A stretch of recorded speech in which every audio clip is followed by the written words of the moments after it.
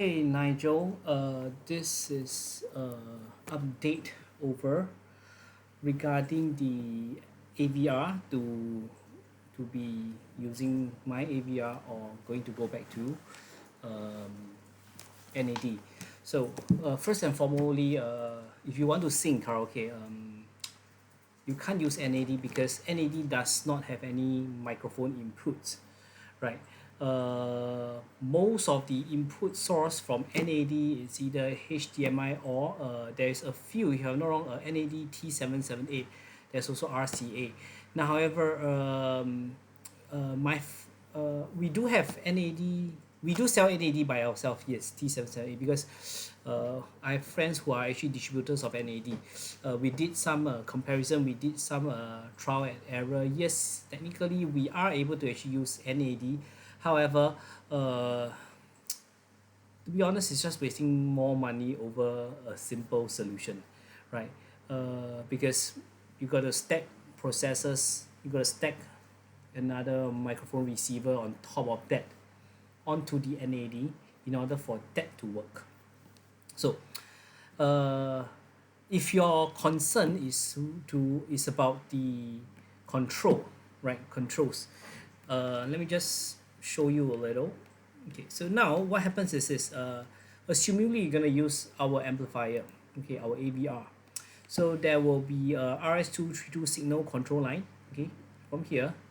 First, of course, we can actually use the uh, global catch IP2SL uh, that converts IP to RS232. This has been used by my friends in Crestron to actually convert IP signal to RS232 to feed inside, right? So over at Crestron side, you probably will still output to the IP itself. Now, next way to use this is actually directly from Crestron to our RS232 itself. So with this, we are able to actually get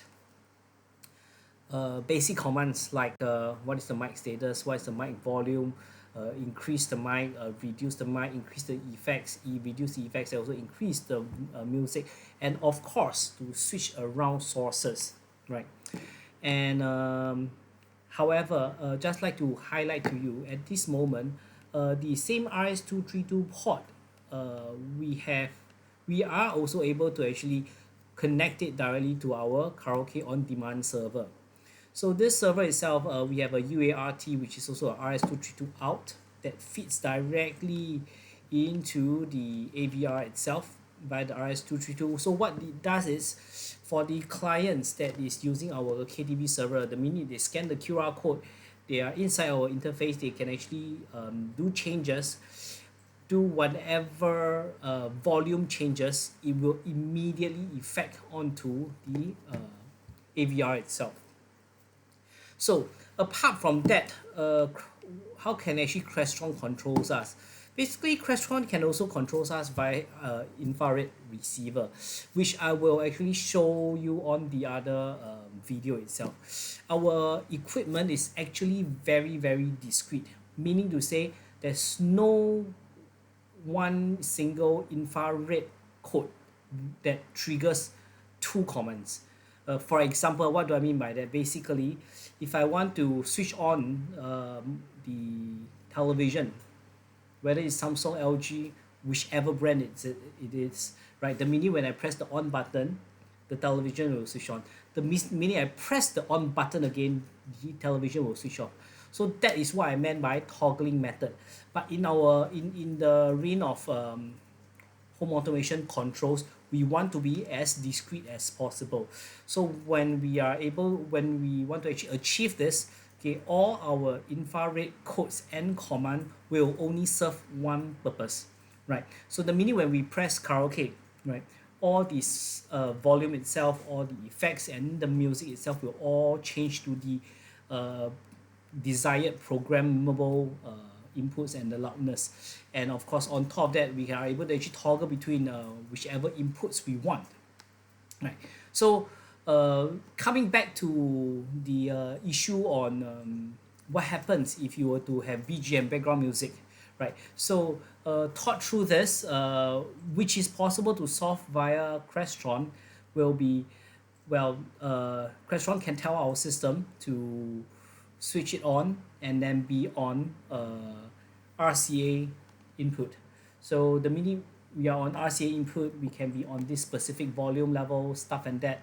Yeah, this is the other means and ways to actually overcome this issue. Uh, as I mentioned, at this moment, my karaoke server is possible to control RS-232 with the receiver. Okay, Crestron, by the means of RS-232 control, is also able to actually control Kamoga via this route. However, there's only one RS-232 port in this case. So we got to think through which is more important, which one would you want to sacrifice.